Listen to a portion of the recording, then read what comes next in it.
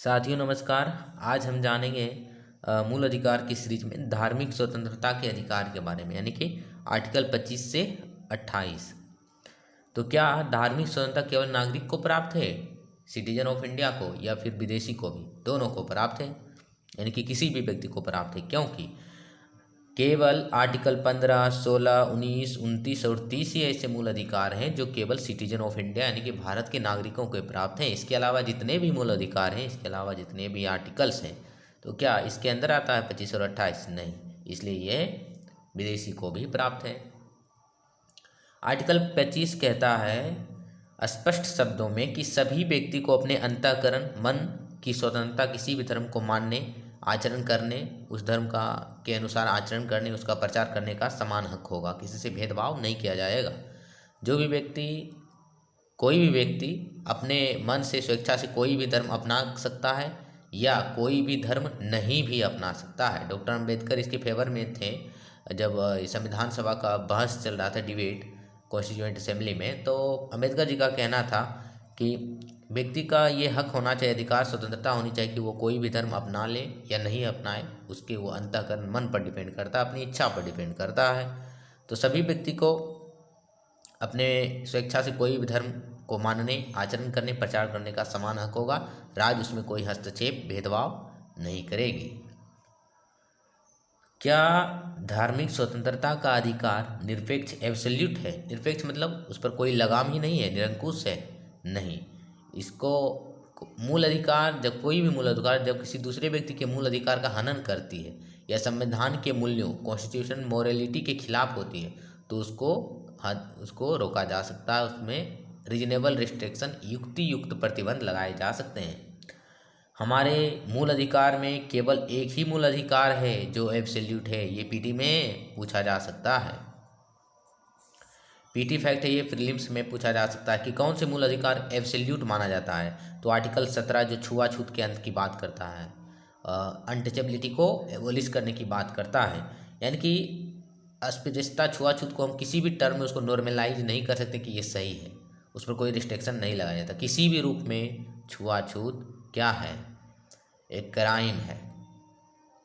तो ये absolute right है, एक ही मूल अधिकार आर्टिकल 17। और अंतःकरण की स्वतंत्रता भी एब्सोल्यूट राइट है 25 के तहत, आर्टिकल 25 के तहत।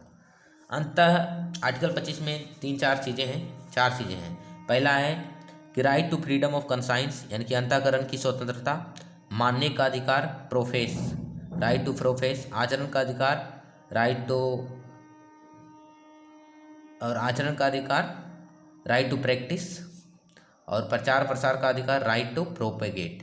यानी कि कोई व्यक्ति, मान लेते, इसको एग्जाम्पल से समझते हैं, एक कोई व्यक्ति है, ठीक है, इसकी इच्छा है कि नहीं हम हिंदू धर्म अपना लेंगे। मान लेते हैं पहले से मुस्लिम है, इसकी इच्छा है कि हम हिंदू धर्म अपना लेंगे अपने मन से, तो अपना सकता है हिंदू धर्म। इसमें कोई रोक, राज्य या गवर्नमेंट या सरकार इसमें कोई रोक नहीं लगा सकती। उसका एक फंडामेंटल राइट है धार्मिक स्वतंत्रता का अधिकार के अंतर्गत आर्टिकल 25 के तहत। और अंतःकरण की स्वतंत्रता का मतलब क्या हुआ? कोई व्यक्ति ए है, मान लेते हैं ए है, ठीक है, ये हिंदू धर्म अपनाता है और श्री कृष्ण को मानता है, ठीक है, और ये श्री कृष्ण को किसी भी रूप में मान सकता है, भगवान के रूप में, भक्त के रूप में, श्री कृष्ण के सेवक के रूप में। श्री कृष्ण को, जैसे मीराबाई की बात करें, मीराबाई क्या थी? कृष्ण भक्त थी। इन्होंने ही लिखा था, पायो जी मैंने ये कौन सा रतन धन पायो, कृष्ण राम रतन धन पायो, ये कृष्ण रतन धन पायो, इस टाइप का उन्होंने कविता लिखा था, मीराबाई लिखी थी। तो मीराबाई कृष्ण को अपना पति मान ली थी, कृष्ण को ही अपना पति मान ली। तो ये अंतःकरण की स्वतंत्रता, ये एब्सोल्यूट, इसमें राज्य कोई इंटरवेन नहीं कर सकती कि आप इसी को भगवान ही मानिए। किसी भी रूप में हम भगवान से अपना संबंध इस्टेब्लिश कर सकते हैं, इसका मतलब हुआ अंतःकरण। मतलब कोई व्यक्ति भगवान को किसी भी रूप में मान सकता है, पति के रूप में, पिता के रूप में, भक्त के रूप में, भगवान के सेवक के रूप में। तो ये हो गया। मानने का अधिकार है, प्रोफेस, राइट टू प्रोफेस, यानी कोई व्यक्ति किसी भी धर्म को मान सकता है। आचरण का अधिकार, प्रैक्टिस, जैसे हिंदू धर्म मान लिया है तो हिंदू धर्म के अनुसार जो कर्मकांड वगैरह होता है, रीति रिवाज, तो वो उसको प्रैक्टिस कर सकता है। प्रचार प्रसार, कोई व्यक्ति है, हिंदू धर्म है उसका, तो वो हिंदू धर्म का प्रचार प्रसार कर सकता है। कैसे प्रचार करेगा? हिंदू धर्म में जो इम्पोर्टेंट्स काव्य हैं, जैसे कि एपिक है, महाभारत है, रामायण है, भगवत गीता है, तो उससे संबंधित जो अच्छी अच्छी बातें हैं उसको बोलकर प्रचार कर सकता है अपने धर्म को। लेकिन जबरन किसी दूसरे धर्म के व्यक्ति को आकर्षित नहीं कर सकता है कि आप इसी धर्म को अपनाइए। ज़बरदस्ती नहीं किया जा सकता। धर्मांतरण मतलब ज़बरदस्ती उसके धर्म को परिवर्तन नहीं किया जा सकता है, तो ये ध्यान में रखनी है। तो यही था आर्टिकल 25। अब बात करते हैं आर्टिकल 25 के अंतर्गत जो रीजनेबल रिस्ट्रिक्शन है उसकी बात करते हैं। आर्टिकल 25(1) क्लाउज 1 में कहा गया है कि कोई व्यक्ति को किसी भी धर्म को मानने प्रचार करने का अधिकार तो है, लेकिन इससे किसी दूसरे लोक व्यवस्था पब्लिक ऑर्डर डिस्टर्ब नहीं होना चाहिए। उसको बहाल करते हुए आप किसी धर्म को अपना सकते हैं। लोक व्यवस्था पर डिस्टर्बेंस नहीं होना चाहिए। किसी का स्वास्थ्य हेल्थ पर प्रभाव नहीं पड़ना चाहिए।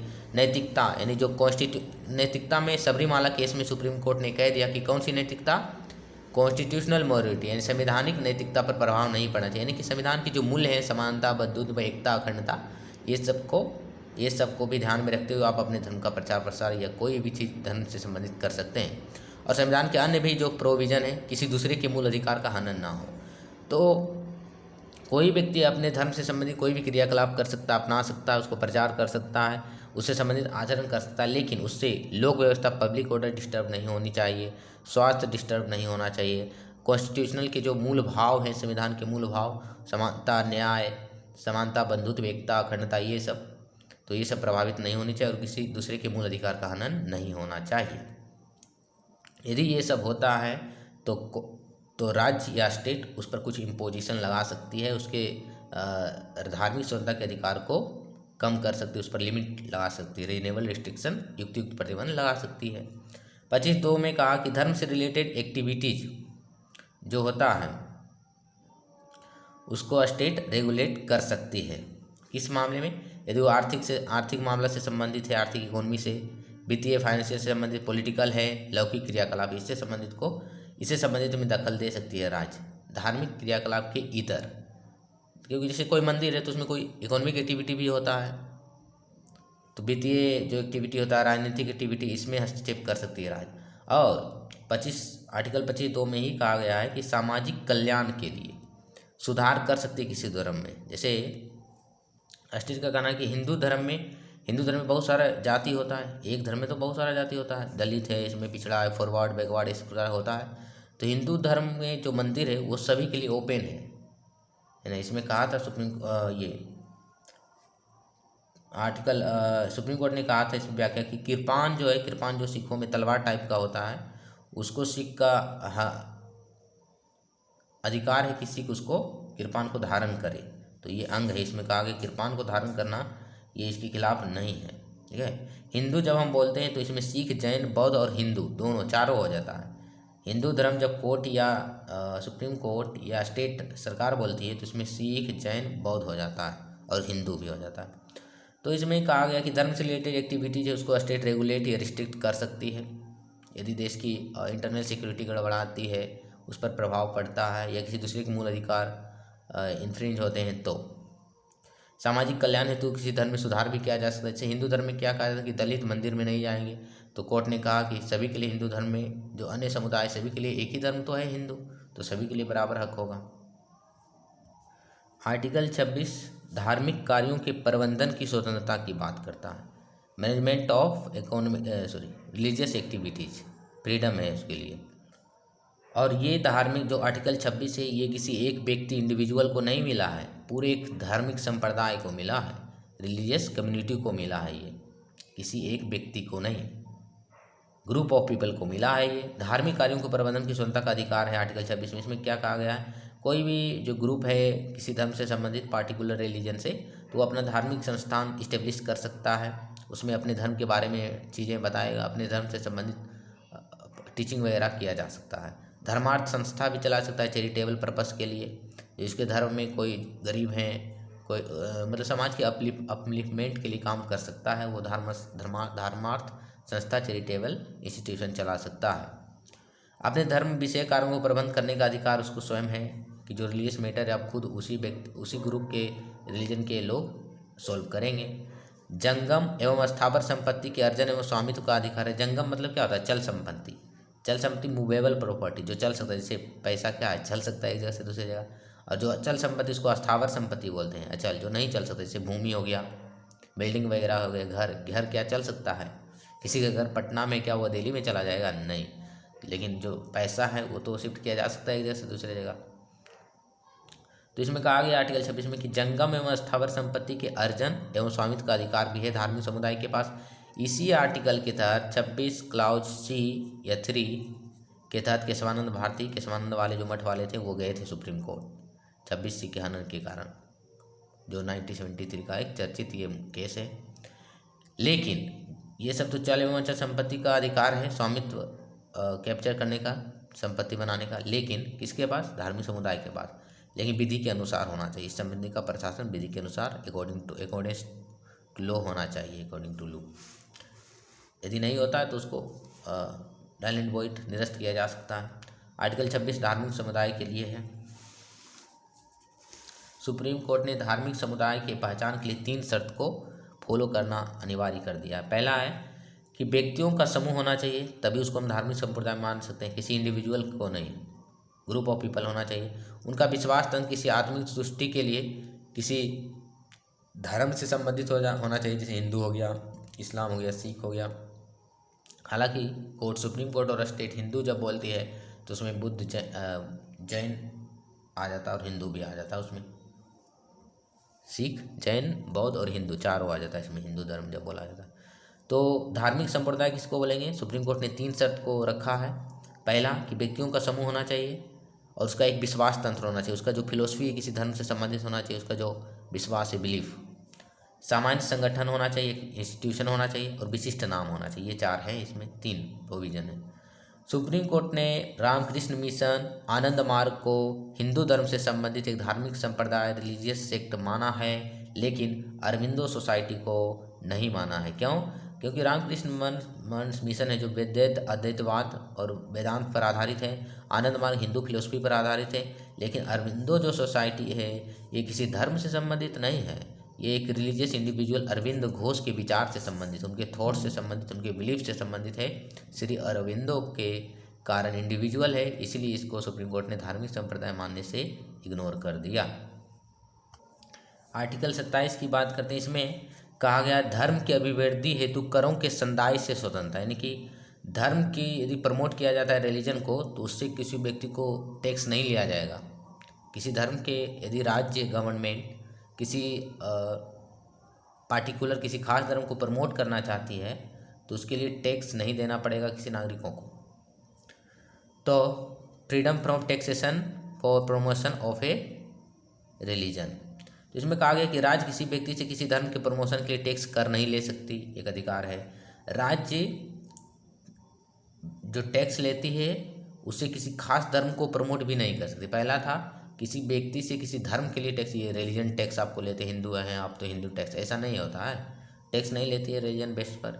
लेकिन यदि जो राज्य टोटल जो टैक्स है उससे अपलिफ्टमेंट प्रमोट करना चाहती है किसी खास धर्म को तो नहीं कर सकती, लेकिन सभी धर्म को इक्वली प्रमोट करना चाहती है तो कर सकती है। जैसे कोई पैसा खर्च करना चाहती है सरकार धर्म के प्रमोशन के लिए तो सभी धर्म के लिए बराबर खर्च करना पड़ेगा। उनकी संख्या अपने हिंदू अधिक है तो हिंदू के लिए अधिक, मुस्लिम कम है तो मुस्लिम के लिए कम, नहीं। यदि प्रमोट करना है तो सभी को इक्वली प्रमोट करना पड़ेगा बिना भेदभाव का। और यदि राज्य प्रमोट नहीं करना चाहती तो किसी को नहीं करे। और राज्य टैक्स भी नहीं ले सकती रिलीजन के नाम पर, ये अधिकार है आर्टिकल 27 के तहत। राज्य शुल्क ले सकती है, फी। कर क्या होता है? कर में, फी में, शुल्क में किसी सुविधा के लिए दिया जाता है फी वगैरह। इसमें क्या होता है? तीर्थ यात्रियों से शुल्क लिया जा सकता है, ट्रेवलर्स से। क्योंकि सुविधाएं जो स्टेट वहाँ पर व्यवस्था करती है, मैनेज करती है, जैसे साफ़ सफाई, होटल वगैरह, टॉयलेट वगैरह, तो उसके लिए ले सकती है शुल्क। फी लेने का अधिकार है लेकिन टैक्स नहीं ले सकती रिलीजन के बेस पर।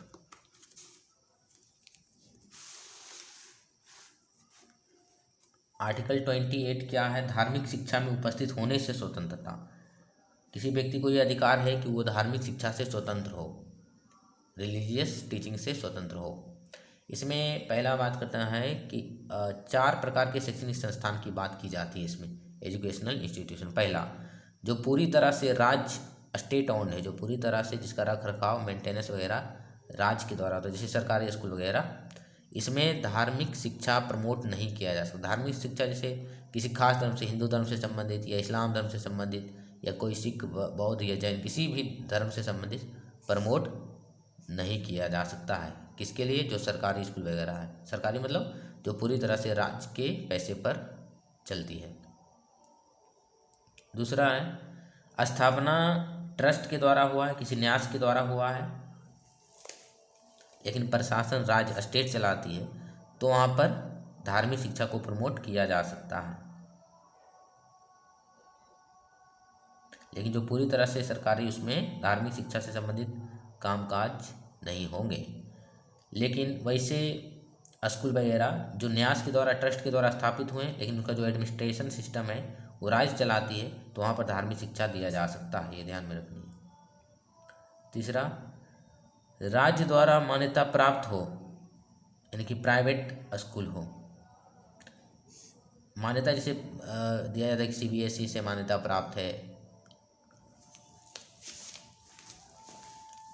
जो मतलब मान्यता देती है स्टेट, तो उससे मान्यता प्राप्त हो, लेकिन ये है प्राइवेट स्कूल, तो वहाँ पर स्वैच्छिक आधार पर धार्मिक शिक्षा दिया जा सकता है। मतलब स्टूडेंट की इच्छा पर निर्भर करता है वो शिक्षा ले या ना ले। राज्य द्वारा वित्त सहायता है, फाइनेंशियल एड दिया जाता है राज्य के द्वारा समय समय पर किसी स्कूल वगैरह को या कॉलेज वगैरह को, तो वहाँ पर भी धार्मिक शिक्षा दिया जा सकता है, वो भी स्वैच्छिक आधार है, वॉलेंटरली वहाँ पर बेसिस है। स्टूडेंट चाहे, स्टूडेंट के मतलब इच्छा पर निर्भर है। और वो वयस्क व्यक्ति है किसी स्कूल में, जैसे कि 18 से कम साल के स्टूडेंट है, तो उसके माता पिता की सहमति वहाँ पर ली जानी चाहिए कि यहाँ पर हम शैक्षणिक शिक्षा दें या नहीं दें। यदि माता पिता उसको मना करते हैं तो वहाँ पर नहीं दिया जा सकता है उनको शिक्षा। तो यहाँ पर ध्यान रखना है कि जो सरकारी है, पूरी तरह से राज्य से संचालित स्कूल वगैरह है, तो वहाँ पर धार्मिक शिक्षा नहीं दिया जा सकता है। ट्रस्ट के द्वारा स्थापित हुआ है, लेकिन प्रशासन राज्य देखती है, तो वहाँ पर धार्मिक शिक्षा दिया जा सकता है। राज्य द्वारा मान्यता प्राप्त अर्थात प्राइवेट स्कूल वगैरह है, तो वहाँ पर स्वैच्छिक आधार है। राज्य द्वारा वित्त सहायता है, फाइनेंशियल एड, तो वहाँ भी स्वैच्छिक आधार ही है, तो ये ध्यान रखना। सुप्रीम कोर्ट ने कहा कि जो नैतिकता है वो रिलीजियस टेक्स्ट नहीं, जैसे कि यहाँ पर फिलोसफी वगैरह वगैरह पढ़ाया जाता है, जैसे गीता के बेसिस पर। गीता क्या है? किसी एक, मेरे अनुसार गीता की किसी एक खास धर्म के लिए नहीं, क्योंकि उसमें नैतिकता भरा है, मोरलिटी, क्या राइट है, कर्म की बात करता है, धर्म की व्यक्ति, क्या व्यक्ति का एक कर्म होना चाहिए, धर्म होना चाहिए, नैतिकता मोरलिटी है, धार्मिक शिक्षा ये नहीं है। लेकिन जो सुप्रीम कोर्ट ने ये भी कहा कि धर्म के प्रचार के में धर्मांतरण शामिल नहीं है, किसी का जबरन धर्मांतरण करवाना। तो यही था धार्मिक स्वतंत्रता का अधिकार।